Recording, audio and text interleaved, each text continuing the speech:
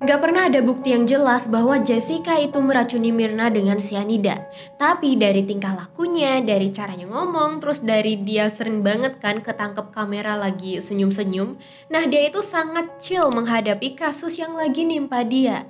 Nah ini yang bikin aku pribadi yang nontonin nih lewat televisi dulu merasa kalau dia itu emang meracuni temennya sendiri dan dianya nggak ngerasa bersalah. Hai, namaku Mega dan selamat mendengarkan ceritaku. Oke, apakah kalian udah nonton dokumenter Netflix yang judulnya Ice Cold, Murder, Coffee, and Jessica Wongso?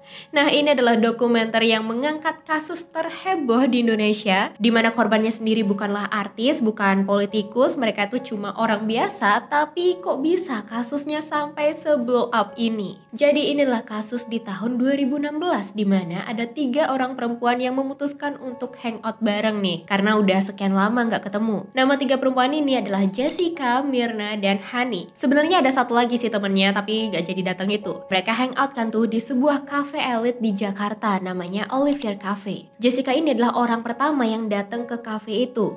Nah, dia nyiapin tempat, terus mesenin minum buat 2 temennya yang belum datang. Jadi total dia pesan 3 minuman, 1 kopi Vietnam untuk si Myrna karena Myrna suka kopi, dan 2 lagi adalah koktail untuk si Hani dan dianya sendiri. Myrna dan Hani kemudian datang nih, terus mereka ngobrol-ngobrol. Myrna minum dikit kopi Vietnamnya dan ngeluh kok rasa kopinya aneh ya, cobain deh. Dia nyuruh temen sebelahnya yaitu si Hani untuk nyobain. Nah kopinya itu disodorin nih ke Hani, terus si Hani ngambil kopinya, dibauin dan sempet disip dikit banget. Terus dia ngenyerengit gitu kayak ya emang aneh kopinya. Terus diarahin lagi kopinya itu ke Jessica.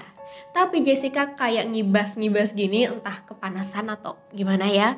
Nah dia tuh nolak kopinya gitu, seolah-olah bilang ya kalau kalian berdua aja bilang kopinya jelek ya berarti jelek kan. Sesaat kemudian nih si Myrna ini ngeluh sakit kepala. Kepalanya tuh sakit banget dan tiba-tiba dia pingsan. Dia tiba-tiba pingsan dan busa keluar dari mulutnya. Dan di situ posisinya Hani, dia panik, dia teriak, dia minta tolong. Sementara nih si Jessica, dia cuma terdiam.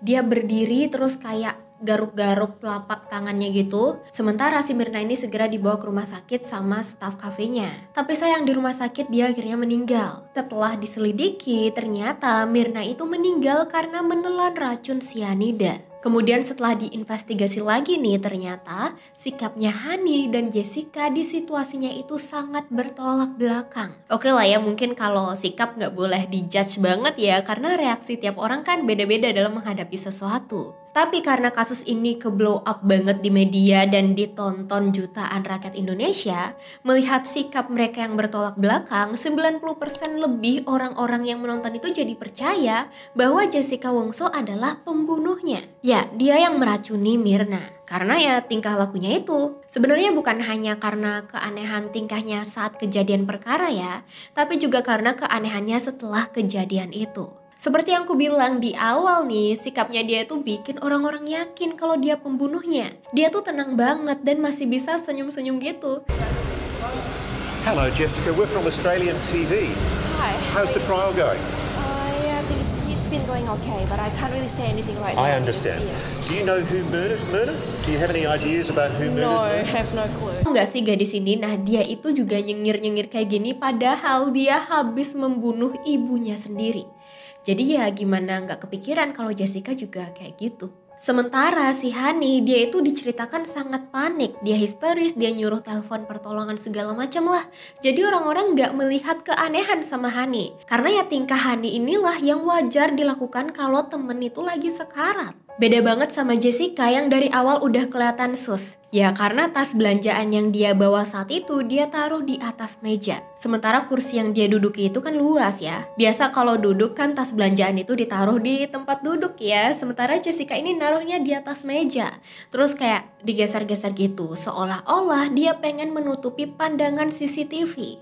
Apalagi dia nyari duduknya itu di pinggiran gitu, dimana CCTV satunya lagi ketutupan daun-daun pohon. Ya gimana nggak curiga kan ya sama Jessica? Nah itulah yang ingin Netflix sampaikan. Di 15 menit pertamanya nih yang ku tonton, semua isinya itu ingin meyakinkan penonton bahwa Jessica itu adalah seorang pembunuh.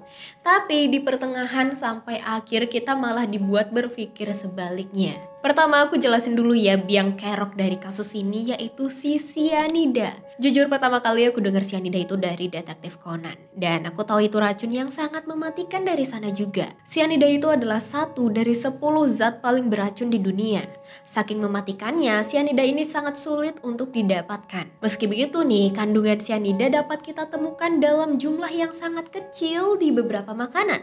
Contohnya almond, buah apel, dan juga singkong. Cyanida ini nih kalau tertelan dia akan menghentikan sel-sel tubuh untuk mendapatkan oksigen. Dan karena oksigen ini nggak diambil oleh sel tubuh, oksigen ini jadi membludak dan membuat kulit tubuh jadi memerah. Nah, dari dokumenter ini, tubuh Mirna itu diperiksa 70 menit setelah ia meninggal. Dan saat itu di lambungnya ditemukan negatif cyanida.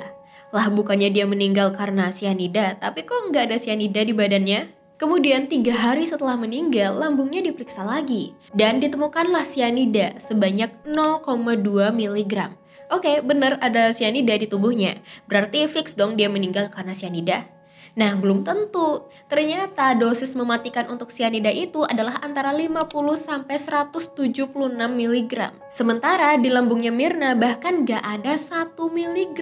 Cuma 0,2 mg doang. Padahal katanya kandungan cyanida di biji apel aja ternyata lebih banyak, yaitu 0,6 mg. Dan ya, kalau emang kopinya Mirna itu dimasuki dosis mematikan cyanida, dimana katanya itu 7000 mg. Nah, kalau emang benar segitu, maka orang-orang di sebelahnya Mirna itu semua udah pada pingsan karena menghirup racun di kopinya. Apalagi kalau dilihat dari CCTV, si manajer itu sempet ya nyicip dikit kopinya Mirna. Terus sempet dicium juga baunya. Nah, itu harusnya juga pada kena cyanida kan, tapi nyatanya kan enggak. Ini makin gak jelas karena otopsinya itu enggak seluruh tubuh.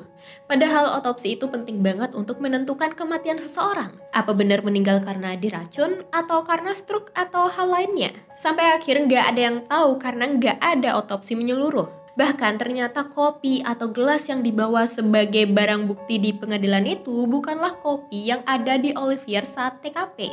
Dan gak ada rekaman juga yang nunjukin bagaimana kopi itu bisa sampai ke lab buat dicek kandungannya. Gak ada yang tahu. Sebenarnya di dokumenter ini lebih banyak pendapat dari bapaknya Mirna dan juga pengacaranya Jessica. Ada juga kembaran sama teman-temannya Mirna yang diwawancara. Tapi nggak ada si Hani. Dimana Hani ini adalah orang ketiga yang ada di TKP tersebut. Nggak ada wawancaranya sama sekali. Anyway, ini aku bukan bilang Jessica pasti nggak bersalah ya. Ini aku lihatnya secara proses hukum. Dan itu juga hal yang ditunjukin oleh dokumenternya. Apalagi semuanya masih dugaan, gak ada bukti pasti. Harusnya ada bukti kan Mirna itu meninggal karena cyanida, dan juga ada bukti bahwa Jessica yang masukin cyanidanya. Apalagi yang bagian saksi ahli dari Australia yang dideportasi. Nah, jadi saksi ahli ini namanya Mr. Ong Beng Beng. Dia mengklaim kalau penyebabnya itu bukan cyanida. Nah, pas dia ngomong gini, para jaksa malah nge-counter dengan nyerang visanya Mr. Ong. Jaksa ini permasalahin visa sama imigrasinya dia, dan ini bikin dia jadi dideportasi. Kayak aneh kan, gak ada kaitannya. Sebenarnya ada banyak konspirasi tentang kasus ini. Mulai dari pelakunya adalah kafe saingan Olivier ini, terus pembunuhnya adalah suaminya Mirna, terus banyak juga yang bilang pembunuhnya adalah bapaknya Mirna. Kayak terus mengenai motif katanya karena Jessica cemburu. Itu karena Mirna cantik, kaya, perfect lah. Sementara Jessica ini enggak. Jadi dia iri dan pengen ngebunuh temennya. Satu hal yang pasti menurutku dokumenter ini memuat pesan gak langsung bahwa sistem peradilan di Indonesia itu perlu ada perubahan. Terlepas dari Jessica-nya salah atau enggak, pengadilannya banyak bolong-bolongnya ya. Bahkan si Netflix-nya ini gak dibolehin nge-interview Jessica. Padahal teroris aja boleh diajak ngobrol tuh katanya. Pengacaranya si Pak Oto aja sampai kaget kok nggak dibolehin wawancara. Di akhir banyak banget scene yang menekankan bahwa hukum itu no money, no justice. Gak ada uang, gak ada keadilan. Gimana menurut kalian? Aku pengen baca pendapat kalian tentang kasus ini. Dan gimana pendapat kalian juga tentang dokumenternya? Komen di bawah ya. Dan jangan lupa di like dan subscribe juga. Bye-bye.